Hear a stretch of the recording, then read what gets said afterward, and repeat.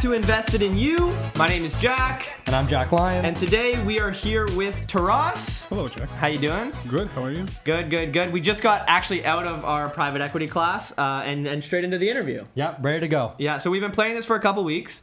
Taras is in our program too, but he is on the consulting side. Me and Jack want to learn a little bit more about it. We don't know much. Nope. We have some ideas. Yeah, but Taras is the expert. We're really hoping to dive into it and learn some more. So, yeah, very excited. So let's start it off with you recently interned at RBC this past summer, and what was that for?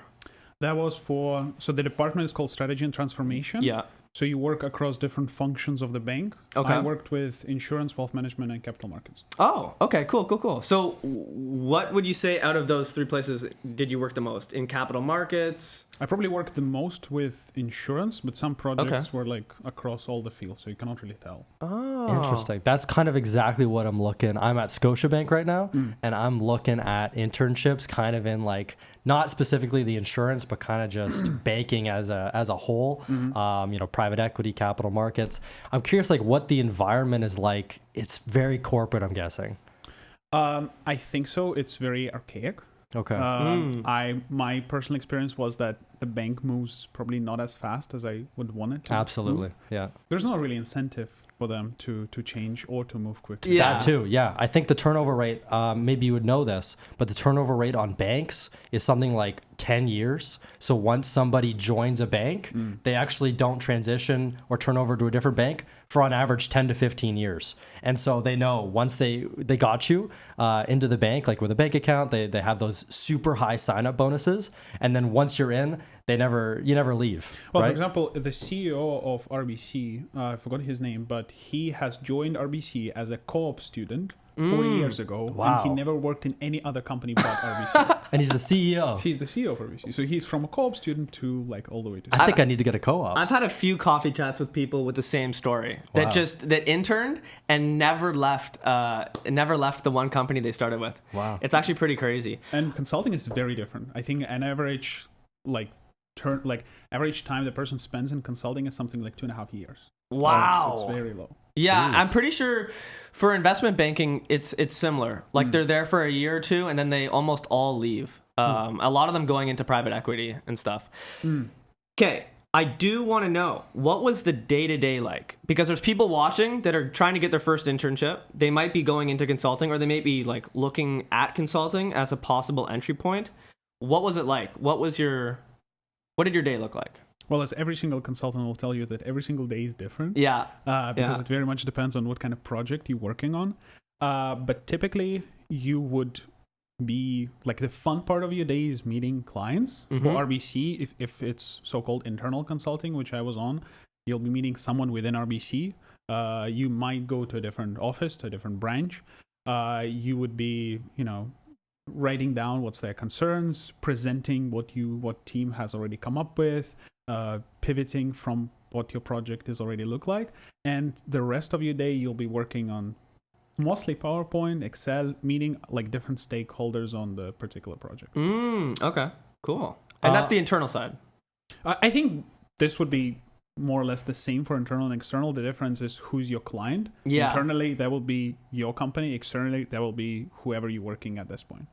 I didn't realize that for a consulting internship, you'd actually be speaking to clients. I thought they might just throw you away at a desk and get you on a lot of paperwork. Yeah, I think it will depend on, again, the company, the project. I think if you are working on the top tier companies, you may actually be less likely to speak with the clients because the more prestigious your company is. If you're working for McKinsey, your client can be, I don't know, CFO of Goldman Sachs. Exactly. Obviously, they're not going to let you speak with them. Exactly. In internal consulting, you may actually have more exposure because that's just people sitting in a different, floor of your company. Exactly. And so that might be even more beneficial for these internship students. You're looking for a company that might actually give you access to speaking with the clients. Yeah. That's kind of where most of the experience comes from, I would think. Yeah. I think you had the summer. Is this where you're going? Do you like it? Do you like consulting? Do you see a future there for yourself? Absolutely. I mean, I will be joining PwC as one of the big four, Amazing. which is external consulting. I was working at RBC for I think 8 months. Yeah. I loved it, but I want a more diverse exposure of my clients. I think working at external consulting would definitely be valued more for your future career than working for a one company. Yeah. Typically what consultants would do, and that's why the turnover rate is so low, is that they're going to work for 2, 4, 6 years. So the way it works in consulting is that you are working 2 years as an associate. Some companies call it business analyst. Then you're being promoted almost always, if they don't kick you out, as a senior associate or senior business analyst. Then you become a manager for 2 years more, senior manager. So there's the periods of 2 years. If you leave as an associate, a senior manager, you will be joining typically internal consulting on a more higher role. So for example, let's say you've been working at Deloitte for 4 years as an associate and then senior associate. Now you can skip a couple of levels and join, let's say, BMO strategy internally as a senior manager.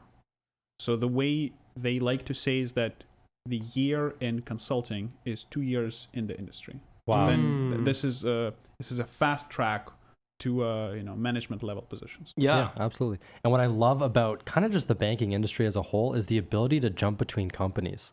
You get experience at RBC, and then you can just jump over to BMO, and for the most part, the cultures and the way that they do their processes are pretty similar. And so it gives you a lot of flexibility on what position you can get. That's what I've noticed, at least. I don't know if that's similar to what you've seen. And for you, I imagine you probably want to work in a banking industry. Yeah. I assume. Yeah. The advantage for you that those who are studying for finance, as I do, we have the same degree, I assume, you can always join consulting. Consultants cannot join your industry as easily as you can join their industry. Yeah, right? I've heard about that, yeah. So consultancy is open for anyone. Those with any degree, any background, as long as you're good at solving problems, good communicator, good sales experience, you can join it right away. Interesting. Okay, big problem here. We've been talking about it on our side in the finance space. AI. I don't know how this is going to affect consulting. What would you expect to see? Are you worried at all about your future prospects? Are you thinking it's going to be more of a assistance or a tool to use? Or do you think this is going to be taking away jobs in the future? So for consulting industry, I would not be worried as much. I think that the problems that consultants are solving are still too complex for AI to do it by itself. I used AI in the past to automate certain things. So I think that the usage of AI and the knowledge of AI will be more required if you're planning to enter consulting. Definitely. I know Price has actually came to UTM a couple of months ago, and they were trying to inspire people to join specifically AI consulting as it's booming. Yeah. Honestly. All of these companies are trying to invest into AI and start consulting in that sector. I didn't realize there's is it companies or just sectors that are actually dedicated and they're called AI consulting? Is it consulting where they also use AI, or how does that work? So it will be the same companies, but they will just have typically AI implementation. Okay. When a company, let's say BMO, comes to PwC and they say, we need to automate this using AI, or we need to automate this, and then PwC comes up with an idea of using AI. I see. I didn't realize they were doing that already. Of course. AI is such this powerful tool, but we talked about how banks are so slow that I had no idea that they were already implementing these functions and tools into their working lives. For sure. You're seeing it already on the financial side with how many new quant jobs there are in quant finance. I mean, AI is going to be able to do all that lightning fast, and for people that don't need a math PhD to do it. Yeah, it's gonna be wild. I'm really interested to see though how it like you were saying, already you're using it to automate tasks you're doing. You're gonna end up being required to do so much more work yourself. Your output's gonna be so high compared to what you're producing. So it'll be interesting to see what happens for consulting firms. It might boost productivity to the max. Yeah. But one of the, I think, things that AI can be used specifically for consulting is that there are now tools to create default presentations based on the output. Maybe you have tried it yourself. Yeah, I haven't tried it, but I've seen it. It's incredible. Yeah. Yeah, we were actually at a case competition not too long ago, maybe a month or two ago, where they had people from Microsoft there showing off the new form of PowerPoint, Excel, and all of it had AI embedded inside of it. That was the key talking point. Yeah. Was now you can just give a prompt to Excel and they'll do all the tables for you. Or it would be like on a Teams call, and you'd end the call, and it would be able to make a presentation and notes based on what happened in the Teams meeting. Exactly. This was one of the main projects I have done for RBC Insurance. This was using ChatGPT prompts for Google Sheets and Excel to automate certain things that have been done manually previously. Wow. Yeah. And I think what is going to happen is it's almost going to become a skill in itself for how to talk to AI, right? It's going to be how well are you not only communicating with the person, but communicating with the computer. And just can you make good detailed prompts? Because it'll only give you as good of a response as a question that you give it. And so I think it's going to be, maybe it's going to be courses or training sessions on just how to use this AI as effectively as possible. Yeah, absolutely. And I mean, I'm a big believer in the usage of AI for like personal reasons. And you like, I know like if you go on LinkedIn, like there are bloggers who try to promote you like 40 different software AIs. And in my opinion, for 90% of people, you need just one. You need just ChatGPT. You may want to buy like a premium subscription because there's like slightly more tools, but learn how to put effective prompts for ChatGPT. So for example, every single prompt that I'm using right now, the first phrase that you do is that you tell ChatGPT to act as someone. Yeah, who it is. Hey, you're going to be my consultant. And then you feed it information. Yeah. It's really wild. Act as Taras Druzenko. Yeah. Here's your resume. Yeah. Here's your position. Like, make a tailored resume for this position. Dude, amazing. Yeah. Amazing. So, big buzzword. ESG. I guess it's not a buzzword, it's an acronym, right? That's what an acronym is? It's both. Also a buzzword, yeah. Well, it's not a buzzword. Well, I think it means a lot. It's a buzz acronym. You hear ESG and you're like, it's a buzz acronym. I like it's that. It's a buzz acronym. All right. We're hearing it a lot. It's everywhere in finance. There's new metrics being put out all the time. It's hard to kind of track, but investors are definitely looking at it more when picking companies to invest in. Did you notice anything at your internship, or do you notice any trends in consulting with ESG and where that's going in the future? What do you think? So I worked also with some of the ESG projects. I did all the buzz acronyms, and they're good. So ESG, environmental, social, governance, has 3 points, and I think that it used to be that companies were much more focusing on environmental part, right? When people think of ESG, they think of color green. That's the main thing they think. However, there are 2 other parts which are, I think, tend to be more overlooked. That's social and governance. Social and governance. So social probably is in the middle. So it's diversity, it's inclusion, it's campaigns for your society. So for example, donations to the local food bank, something like this. Governance, I think, is overlooked the most. For me, for example, governance is how this company treat their young talent. Yeah. How many promotional campaigns, how many like development opportunities there are. So one of the projects, for example, I was working on was to improve the retention of the young talent at RBC. So, for example, they failed on me. So how could they? You're out to PwC. How could they do better? Yeah. Part of the reasons which kind of disattracted me from the bank was that the average age, for example, is very high. Yeah. Right. The young talent is not seen as respected as, for example, I see in external consulting, right? So they more likely to give you you have to really push for them to give you meaningful work. They see you as, a monkey in front of a computer. So. Yeah. And I have the exact same experience. I go to work and I am by far the youngest by like almost a decade, right? So I go in there and I feel it's more difficult to relate to people. You feel as though you're not trusted as much. And I don't know how that's going to be fixed, because unless there's just going to be a wave of young people moving into the banks, which is possible, how are they going to, maybe you can't talk specifics, but what were kind of some of the main plans or implementations that RBC was looking at doing? So one of the things that we were working on is specifically how to increase attraction and familiarity among universities. This is why we created some of the events.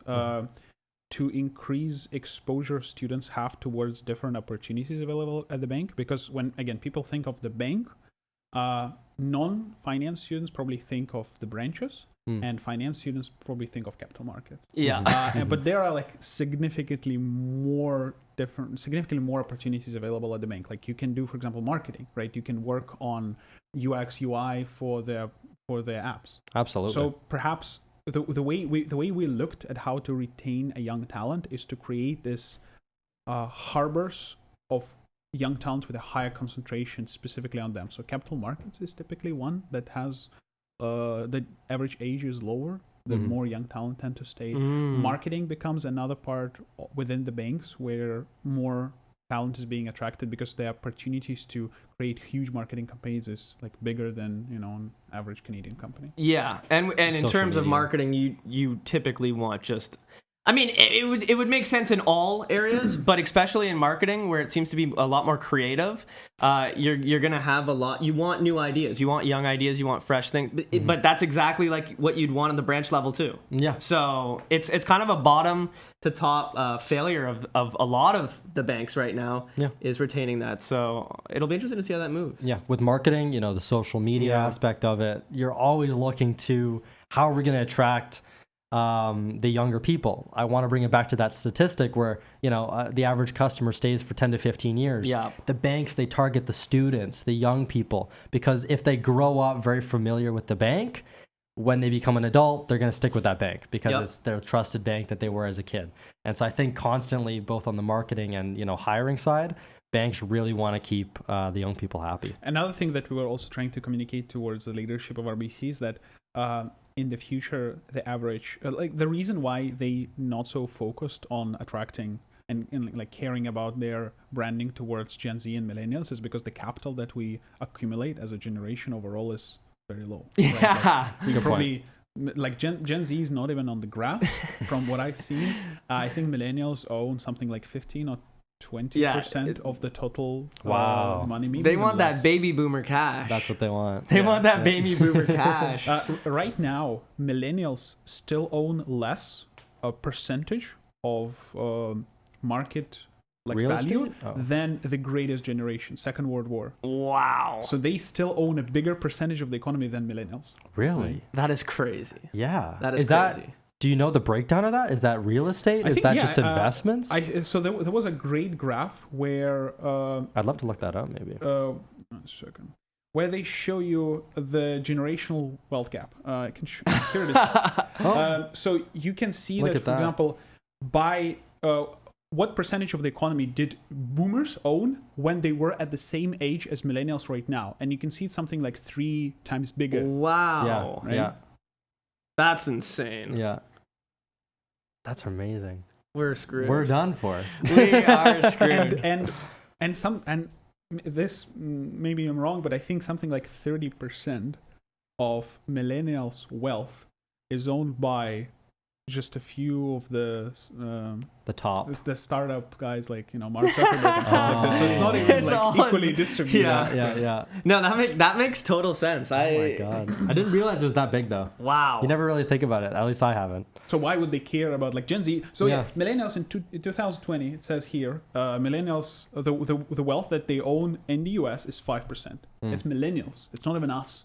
So why would they? So why would they care about our generation? So the way we were trying to communicate to leadership at RBC is that yes, we don't own a huge wealth as a percentage of the economy, but Gen Z has a huge impact on reputation of the companies, right?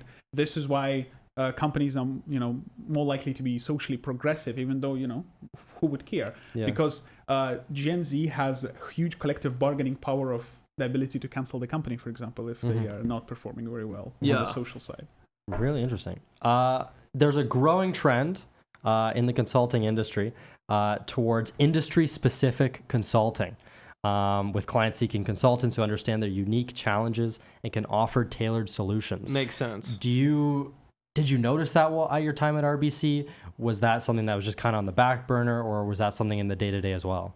So You were on the internal. Yeah, so. I was on the internal, so I think that's not as specialized as consulting as a whole, though within strategy and transformation, they try to make more tailored teams that, for example, work more on automation, worked more on like pure strategy.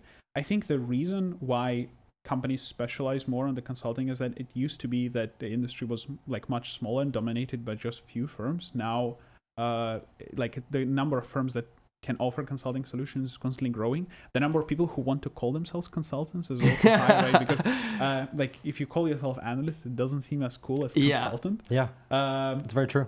So they want to specialize. It used to be that consultancy was primarily strategy. There were three main like oldest consulting firms called MBB, McKinsey, Bain, and BCG. Yeah. Maybe you heard of them. They are McKinsey. I was watching a doc the other day. McKinsey is so big. Really? McKinsey is an investment firm. McKinsey is consulting. No, I'm saying. Oh, I think it's Mackenzie. McKinsey is a different. Is a. No. It's the consulting one. I'm thinking of the consulting one that's huge, right? Or because I mean it's. Let me see. There is just another company called McKinsey. Okay, so that's why. Yeah. But McKinsey is one of the oldest consulting firms in the world. It was founded, I think, in 1930s, and this is kind of this is where the birthplace of modern consulting came to be. Yeah. Then it was BCG, Boston Consulting Groups. They all were from US, and then Bain. So these are the three main. They are not the biggest by size. So in comparison to Big Four, all of the three firms combined, they are still smaller than PwC, for example, right? The Big Four is significantly bigger. Yeah. So you can see, like, the way I like to describe it to finance bros about the consulting is that you can see McKinsey, Bain, and BCG as Goldman Sachs, JP Morgan, Morgan Stanley. Mm-hmm. And you can see Big Four consultancy as basically RBC, BMO, and so they are more targeted towards a regular customer. It's still mostly companies, but McKinsey, Bain, BCG, they are working with like top projects, C-suite executives. Yeah. While Big Four may work on a smaller scale projects. And I just searched it up. It was McKinsey McKinsey is the one I was talking about. Huge. I think it's number one, right? This is saying not in terms of size, in terms of employees. No. Like. I got him. Largest by revenue. So it's probably revenue. In terms of it's probably revenue per employee. Oh, that's what it is. So, for example, I think McKinsey has 30,000 people in the world. PwC has 13 in Canada. So, like, they are big. Yeah. But these companies, I think, they have around 450 revenue per employee. That is wild. Oh my god. That's why they're able to compensate more. So in Canada, I don't know exactly salary brackets for MBB, but I would assume that while Big Four should be a pure, like an actual management consulting would be around 70 to 80 early, like a beginner. That's not bad. And MBB would be around 110. Okay, so basically on par. Yeah. With the finance brackets as well. We had maybe a networking event about less hours though. Yes, much less hours, I'm sure. We had a networking event about a year ago where me and Jack actually got to sit down and talk to a couple accountants from PwC, and they were saying they loved it. So I hope you're next. Is it the summer that you're getting with PwC, or is it September. you got to? Full time. Oh, that's fantastic. That's awesome. Amazing. Yeah, because you're graduating. Yeah. That's amazing. I got an offer 11 months in advance. So they are very much. That's remarkable. Good stuff. Yeah. Happy to have you on the pod. Yeah. We've got a professional here. It's awesome. We've talked a lot about, being in the consulting industry. I'd love to touch on a little bit on how you got the internship. I'm sorry. Yeah, we'll talk about the internship. We'll talk about the RBC one. Yeah. Because, lots of our listeners and watchers are looking to get internships. I'm curious, was it more of the networking you believe that got you the position? More of the application? Maybe a mix of both? Right.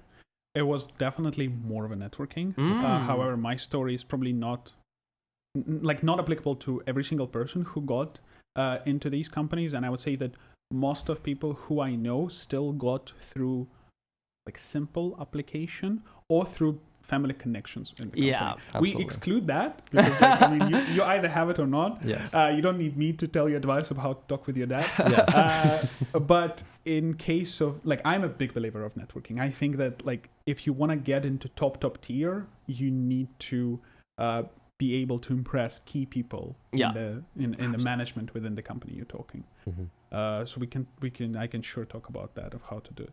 Yeah, I mean, I basically already know the answer. It's going to events, right? These networking events, talking to people who are currently in the industry. Maybe it's reaching out to people on LinkedIn and saying, do you want to have a quick coffee chat? Do you agree? So I think like the more competitive the position you're applying for, the more creative I think you need to be Definitely in your way of getting this internships or full-time. Mm-hmm. So the question that you may want to ask, especially if you're already like in your higher years, is do I have certain unique leverage or unique place to meet these people? So for example, let's say you're Jack and you want to get into investment banking at Goldman Sachs. You have a perfect opportunity to invite these people into a podcast. Yeah. Right? Yeah. Maybe like do a couple of episodes. Like this is your platform where you can stand out in comparison to just going somewhere and just talking randomly with people. 1000%. For example, I am VP external for IBA, which is our commerce and management club. I invite people to our events and I also organize them. So I have a unique leverage there, right? Yeah. I do that. Like I have a consulting event coming up in a couple of days. And I invited some people who I also interested in talking to. And maybe this is the way to be remembered. This is the way to distinguish yourself. Smart. Absolutely. Yeah. So, yeah. Very smart. And most people have something, right? There's something that everybody there's something unique about everybody. And it's sometimes difficult to realize that you have that leverage, have that power. But if you actually take steps towards doing it, it can make a totally big difference. It's funny because sometimes you have the thing and you just haven't even thought about how to leverage it right away. And I'm with you. I think I think a lot of people have something pretty unique. Yeah. And they maybe don't even know how to use it yet. Like you just came up immediately with, oh, that's what you got to do. If this is your leverage point, right? And that's the consultant in him. There you go. And if you don't have a leverage platform, you can create one. Exactly. Right? Case competitions and winning case competitions is a leverage platform. Like I'm about to meet a person today. He is going to work full time in McKinsey. He's not even in business. He's in engineering. And he won a best presentation for a McKinsey case competition 2 years ago, and they got him an internship, and then he translated into full-time offer. That's amazing. A case competition that is sponsored by a certain company. Yes. Perfect way in. Yes. Yeah. It really is crazy how underlooked, I guess, or not underlooked, overlooked the networking is in terms of grabbing an internship, but. I don't know. In today's age of me trying to land one for this summer, I mean, I can tell you, it almost seems like you're talking to no one if you're just doing the online applications. It can feel crazy. So I think getting those connections and being put on shortlists is the way to go, at least now. Yeah. When it comes to networking, people have a lot of issues, right? Maybe you've seen that as well, where it's difficult to talk to somebody who you've never met before. Yep. You get nervous, you're sweating, you stumble over your words, and this is when you're trying to be the best version of yourself. You're trying to be as incredibly presentable as possible to these people. Are you just naturally gifted at speaking to these people? Was there any, tips, tricks, tools that you use to get better at networking? Okay, a lot to unpack. So the way to, I think one issue that people have, I know like a lot of my friends have exactly the same issue, is that they see networking as unnatural and kind of as if you're pretending to be someone you're not, and you're not actually interested in these people. You just want to get something out of it. So two things. First is that it's very important for you to believe that you have something to offer as well. Yeah. It doesn't need to be that you will get them a job as well. Like, no. But it can be, for example, that you just making you just giving them an enjoyable conversation, or if they potentially hire you, you're going to be the best possible employee. So believe that you have something to offer as much as they have something to offer gives you huge internal confidence. Yeah. In terms of, okay, what else is there? Another thing I wanted to say is that if you to network successfully, you need to to know which direction to sail. You need to know your destination, right? So if you just network randomly with like random people, you'll probably less likely to get somewhere. So you need to be certain, this is the industry I'm trying to get. This is the company number 1, company number 2, company number 3. I am interested in 5 years to do this and 10 years to do that. Like, and this would allow you to, 1, decrease the amount of people who you can potentially reach out, and 2, have a much more enjoyable conversation, because now you believe that there's a reason why you're talking to them. So just stay super targeted.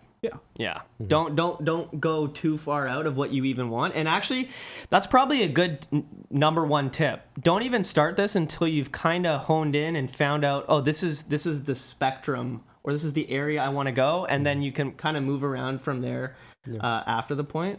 But when you make your reach out way too big, it's just going to be hard to get anything done. So for example, I talk with some first and second year students. I try to mentor some of them. And a lot of the times when I ask them, so what do you want to do after graduation? Like, this is the most basic question people ask. First of all, 50% just like look at me like this, as if it's the first time anyone ever asked them this question. Yeah, and that was me first year. For sure, that was me first year. I was like, oh, I want to do finance. Yeah. What in finance? And then they say, oh, I want to do investment banking or consulting. And this is like such a huge different industry. Yeah, and they're both huge. So you have to pick something in them. And the preparation for them is very different. Very different. Like, if someone asks me something about DCF right now, sorry, professor, but like I cannot answer it right away. But I can do a consulting case entry, because this is what I've been preparing for the past 2 years. And vice versa. It actually is kind of crazy like that. Yeah, because it's like, give me the DCF, give me the valuation. When it comes to like how to build a good strategic plan for somebody, okay, that might take me a little bit more time. So it's something that is overlooked, where we're currently at school, we're all university students, and you kind of just put all of your focus on today and lack the vision of what I'm going to do in the future. Yeah, this is also a big problem, because then they graduate with, the only thing they have to on their resume is graduate with high distinction. Okay, good for you. Are you both in the third year? Both third year. So you have one more summer internship. Basically, yeah. Unfortunately, I don't. But I'm doing summer school. Okay. And so I can't do that summer internship. But you're local, so you can do fall internship, which is another great tip. That's what I'm doing. I'm flipping it. So I'm flipping to try and get internship in a less competitive market. So hopefully in the fall, because summer is crazy competitive, and I had everything going for me, and still it was crazy. So there's still like a couple months or a couple weeks left of hiring, kind of leftover spots at this point. So instead, I'm actually going to take my CFA 1 in the summer, along with doing a full course load. Yeah. Are you doing August? Yeah, same with me. Have you started studying for it yet? No, me neither. I have a fully free summer, so I will be just studying full time in the summer. Yeah. And hopefully some... I feel like it's not going to be that bad. Brother, I feel like I'm so, like, we're gonna clip this when I come back and say, oh, I failed. Yeah. But I really don't think it's gonna be that bad. I don't know why I have that. You've been doing similar questions for the past 3 years. Like Finance 1, Finance 2, investments, M&A. It's literally just the concepts over and over and over again hammered into my head at this point. I think what I'm afraid of that is that it's either pass or fail. So for example, when you do something like GMAT, which is for, the preparation for MBA, you cannot really fail. Like, you can get a worse score, but here you can spend like 4 months preparing, and then better luck next time, buddy. That's so funny. I actually like this more. The actual getting a score, I've been saying this too. I feel like I've talked to you about this. I wish that every test was either yes or no at the end. You got a yes or a no, and there was no grade. The grade trips me out, because it's like, I can get 1% better. And then I'm so focused on this diminishing return study session that's like every extra hour I put into it, the grade level is decreasing by 25%. It's nuts. And you can see that the result of this is that you can Google it, Google something like grade inflation in Harvard. So this is the average GPA. Yes. They have in Harvard every year, and it used to be something like when Harvard was created, was something like 2.7. That was an average GPA because they were so tough. And now it's 3.9. Yeah. Because like they competing with other universities, they don't want to give their students a lower grade. Yeah. So it keeps going up and up and up and up. Yeah. That is insane. Yeah. I think it's almost more difficult to get into Harvard than graduating from Harvard once you're in it. Absolutely. You know?